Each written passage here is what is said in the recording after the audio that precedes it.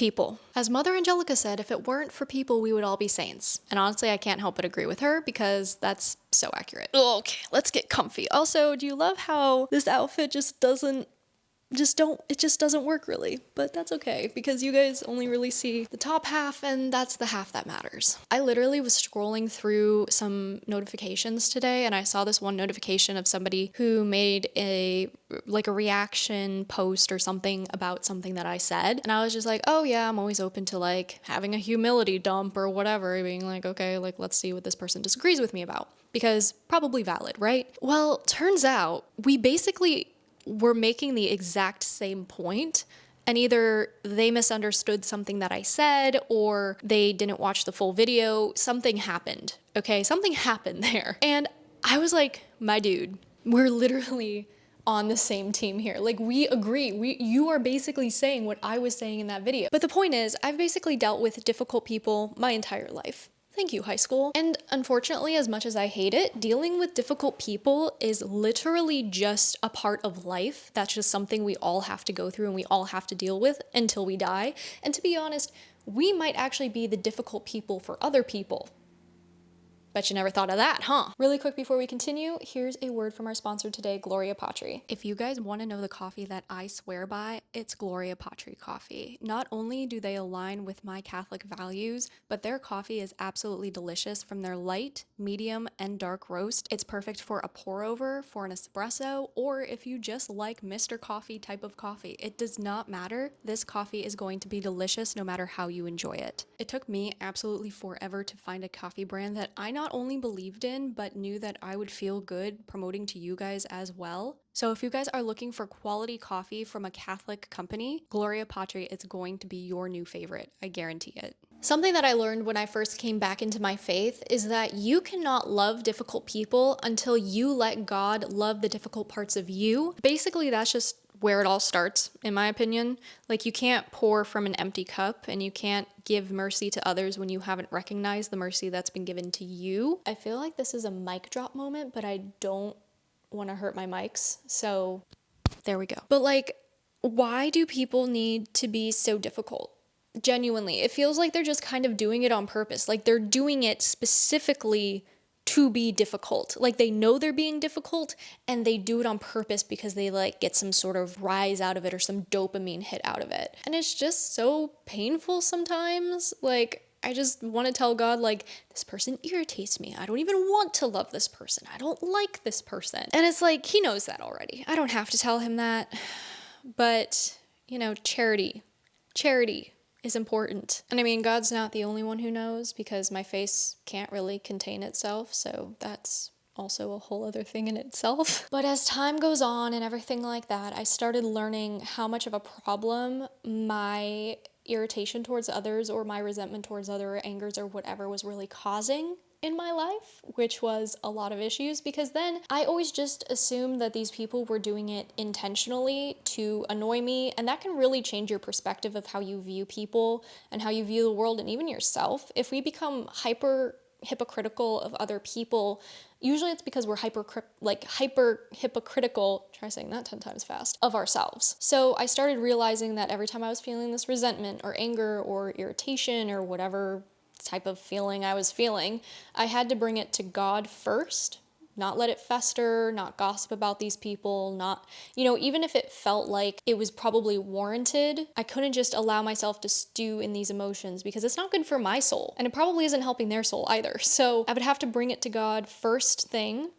foremost, and just be like, Lord, I don't know what this person needs, but you do, so please help them because help.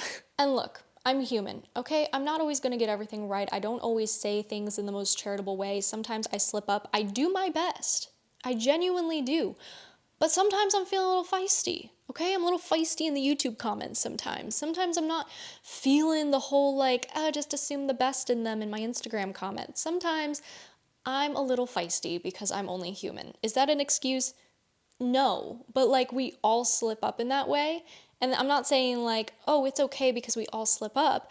I'm just saying that we're going to, and so you should expect yourself to slip up, but to not stay content with that, to not stay oh, I'm just human, it's fine. But we need to try and ask for the grace to see these people the way that God sees them, through his eyes, not our own. Because let's be honest, there's probably a lot of things in other people that trigger us because we recognize those same faults in ourselves, and yet somehow that goes over our head, but we recognize it in other people. Yeah, that's a real thing. And when I say like, oh, ask for the grace to see these people through the eyes of Christ, I'm not saying that you should condone their horrible behavior. That's not the point, because there's going to be a lot of people out there who are narcissists, who don't have your best interest at heart, who basically make your life a living hell on purpose, and they know exactly what they're doing. It's very well thought out. It's very critical. It's you know the kind of person that I'm talking about. I'm not talking about those types of people in this specific video when I'm talking about like annoying people. Those people you do need to love at a distance for the betterment of your soul and your mental health and health in general.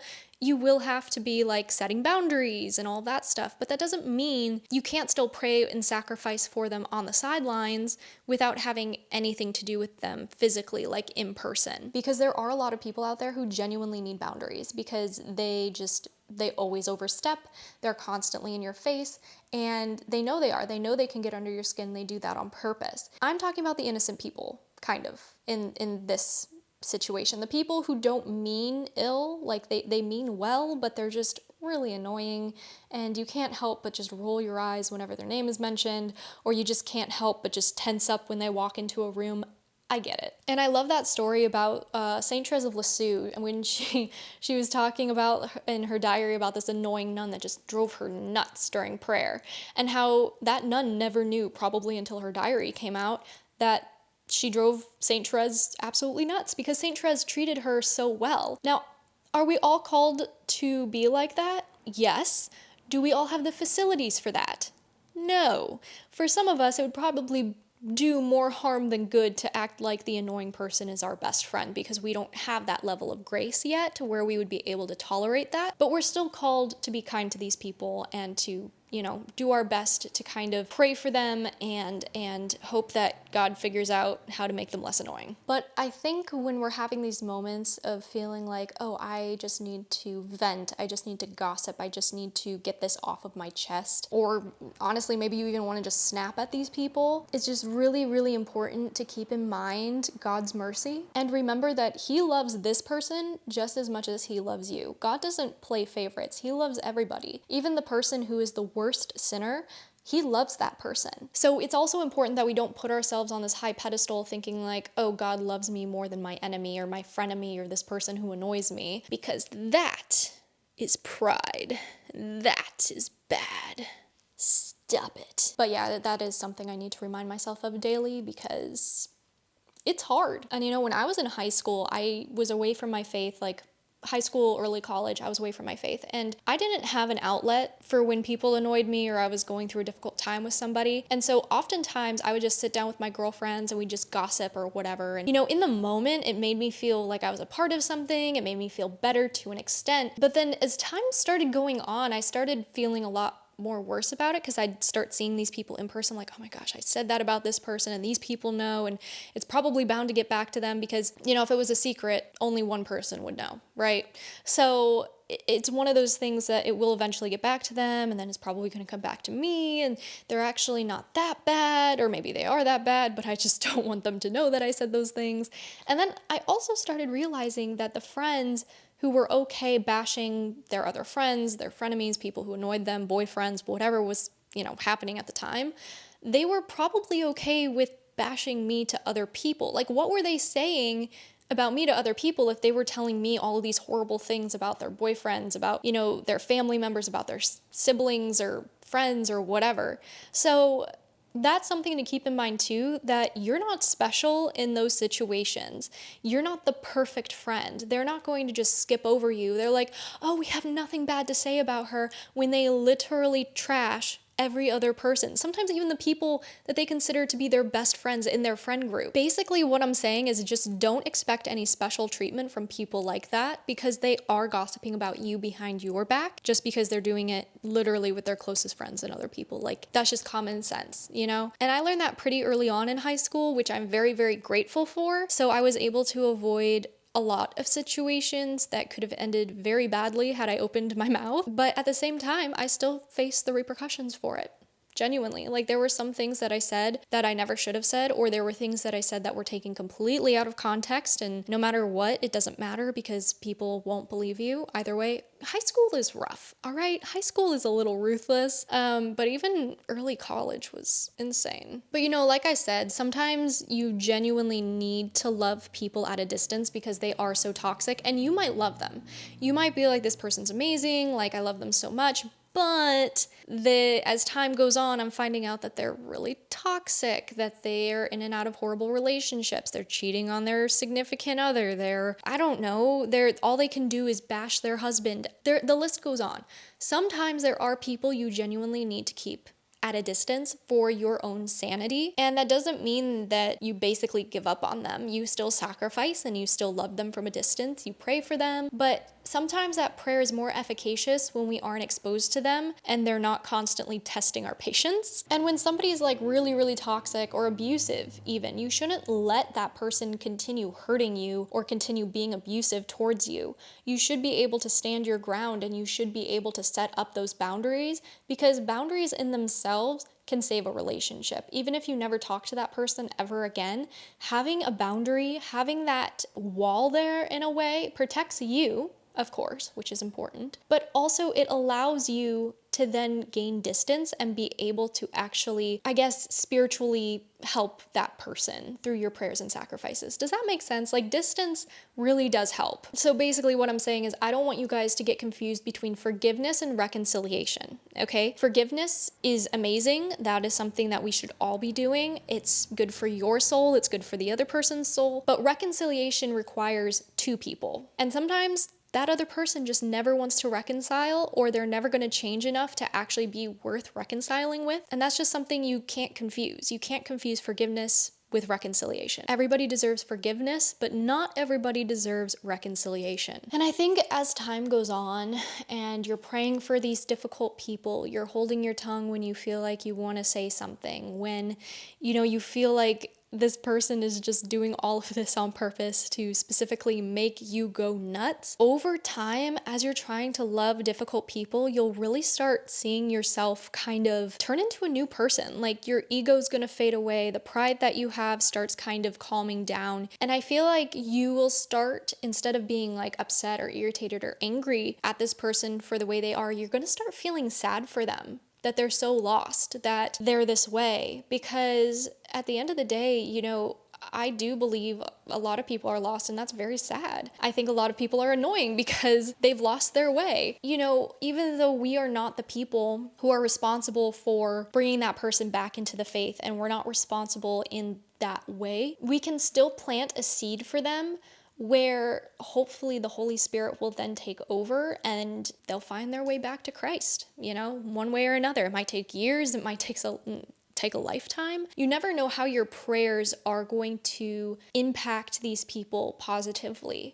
Maybe one day, the atheist that constantly just picks on you about your faith finally asks you a question about the faith, That's happened to me. And you just never know how you're going to impact people. So just keep showing up, keep trying to love these people, keep praying for them, add them to your intentions, take communion for them, and just do your best to see them the way that Christ would see them. I get it. Easier said than done. Totally get that. But we should still be striving to be like that. And you know what? I'll also say that you do need discernment and prudence when it comes to this type of thing, because sometimes the charitable thing to do is to call people out on their bad behavior, because it's dangerous to them, it's dangerous to the people around them, it's harmful. So I would say, genuinely, if it's harmful, say something, because that is the right thing to do. Other times, sometimes we just kind of have to weather the storm a little bit, and we just have to show Christ's love through us. And sometimes that's not about preaching about our faith 24/7. That's not about shoving it in other people's faces and being like, oh, I'm Catholic, oh, I'm Catholic, oh, I'm Catholic. It's important to take up space as Catholics, but we shouldn't be forcing it in every situation. We shouldn't be forcing it into every conversation where it's not necessary. There's a time and a place, great. But if, people are around the water cooler talking about the football game and you come up and is like, I hope you guys made it to church on Sunday, you're probably not going to make many friends at work. And to be honest, you're probably the annoying one at work. So basically, the point is just make sure you're using discernment, make sure you're using prudence when you do these types of things. It's not a one size fits all situation, and you do really have to just kind of figure out, okay, is it an appropriate time for me to share this? Is this an appropriate time for me to do this?